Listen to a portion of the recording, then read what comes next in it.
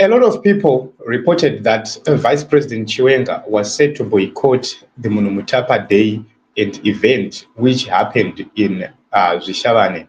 Yes, indeed, he was not there.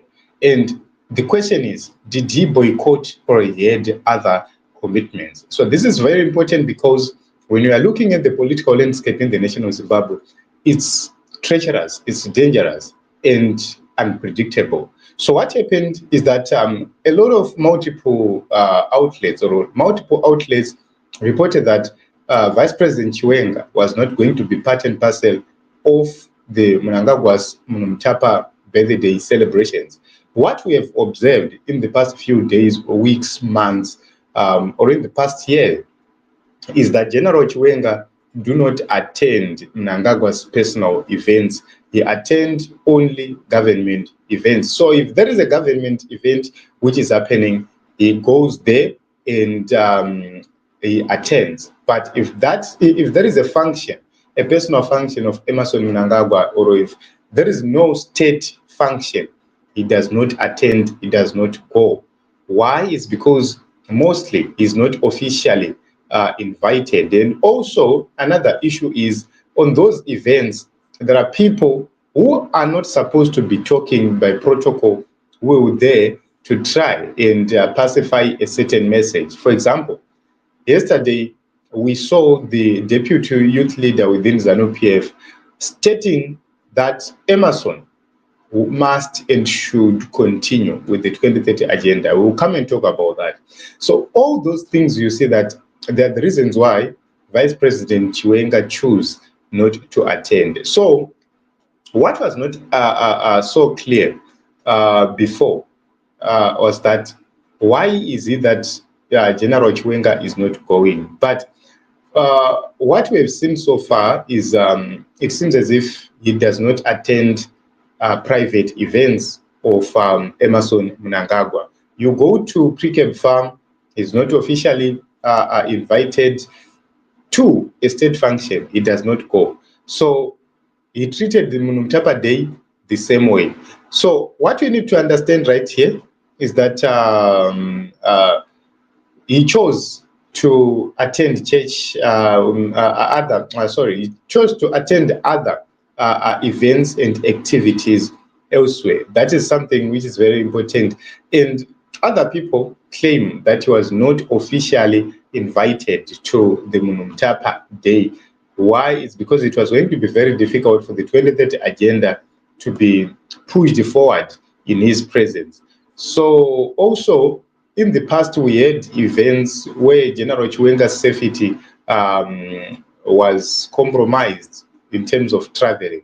That is the reason why you see him. He goes to functions where his safety is mostly prioritized. And that is according to other analysts and political experts. So political tensions within ZANU-PF, are growing as each day passes. So if it's not a state function, he chooses to stay far from whatever which will be happening for his own safety and also dignity. So apologies were sent. That is the information we have so far from the people I've talked to. They are saying that he sent apologies and he said he was occupied with something else. So, you know, at this juncture, at this point, you know, it becomes then speculative to understand what really happened, because other sources, they are saying that an apology was sent.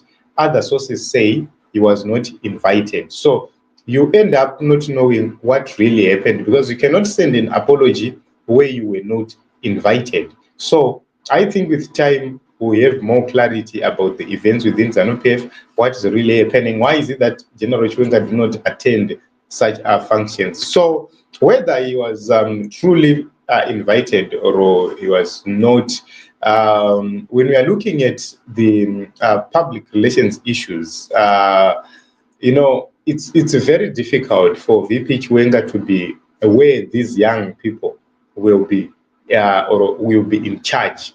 For example, Chivayo was literally in charge of the event, and then you don't expect VP Chiwenga to be there when he's in disagreement with how Chivayo and these people are actually operating, it will look like you'll be rubber stamping some nonsense which is happening within ZANU-PF. So political distancing is there.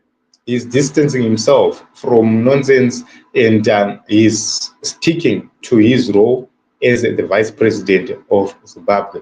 So that is something which is very important and also conclusive. VP Chiwenga did not attend MUNHUUTAPA celebrations which happened in Zvishavane. The biggest questions are, this is your president. His birthday is being commemorated or celebrated. You are not there as the vice president. Why?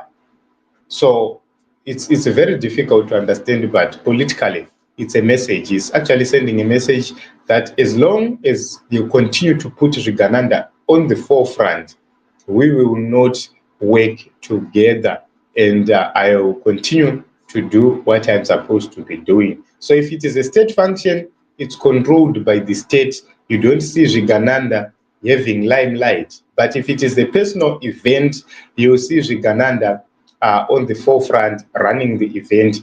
Then at the end of the day, you will see the humiliation of the vice president. So that is the reason why he chose to stay. And I agree with this assessment. Ambassador of Peace says he's clever.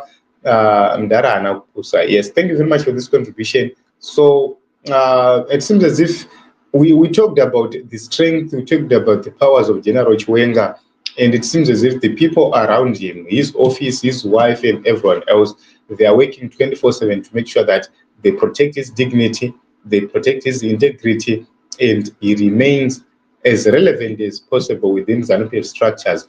So Stanley says, waste of taxpayers' money buying cars. Yes, it has been happening, but you know it's very difficult now to continue in this direction. At a certain point in time, something will have to give in, something will have to happen to stop the madness and to stop what is happening in the nation of Zimbabwe. You cannot have people like Chivayo at the center of everything, running shows in the presence of government officials. So when you look at Robert Mugabe celebrations which are happening in the past, Robert Mugabe could go on these celebrations, but Robert Mugabe made his birthday a state event. So that is the reason why you see up to this day, it has become National Youth Day, which is being celebrated in February there.